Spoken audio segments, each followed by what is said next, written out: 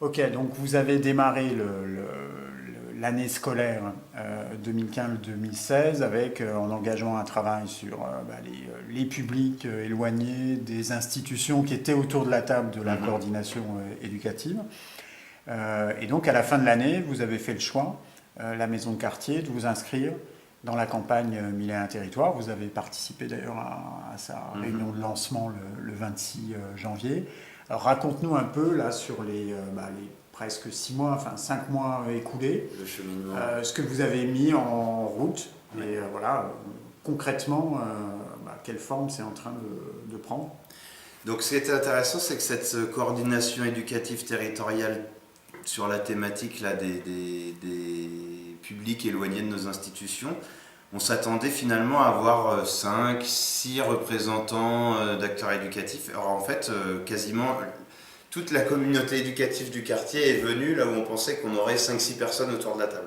Donc ça voulait bien dire en fait que la thématique, tout le monde était traversé par cette thématique et cette réflexion, et tout le monde trouvait un intérêt à échanger là-dessus. Donc déjà on a été agréablement surpris. Et puis en fait on a beaucoup discuté sur les freins qu'on identifiait, des parcours familiaux, des difficultés sociales, économiques, relationnelles, des jeux de posture d'institutions, etc. Et en fait, à l'issue de ce temps d'échange d'1 heure et demie, j'ai proposé en fait qu'un petit groupe de volontaires se constitue pour continuer à creuser le chantier.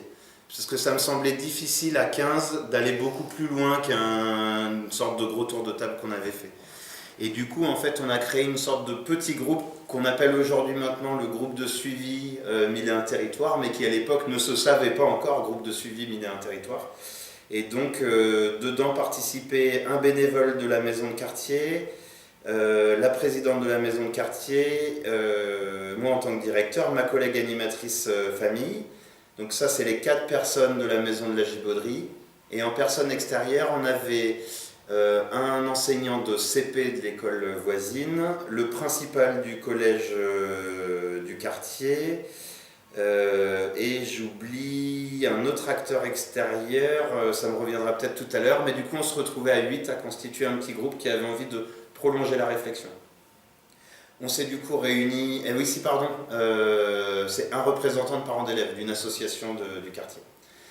Donc on s'est retrouvés sur 2 autres temps dans la foulée, pour continuer un peu à discuter, et le deuxième temps je l'ai consacré à faire se rencontrer ce qu'on avait exprimé ensemble en petits groupes et l'appel 1001 territoire qui commençait à être diffusé, publié, avoir une charte, une petite plaquette un petit peu synthétique. Et puis surtout un document que je trouvais très riche parce que ça répondait à beaucoup finalement de nos préoccupations. C'était l'évaluation ou le bilan de l'expérimentation, voilà, de la restitution des 5 années d'expérimentation avec leurs parents, tous les enfants peuvent réussir. Un document de 10 ou 15 pages là, riche d'enseignements, voilà, et ces enseignements croisaient ce qu'on était finalement tous en train de se dire autour de la table.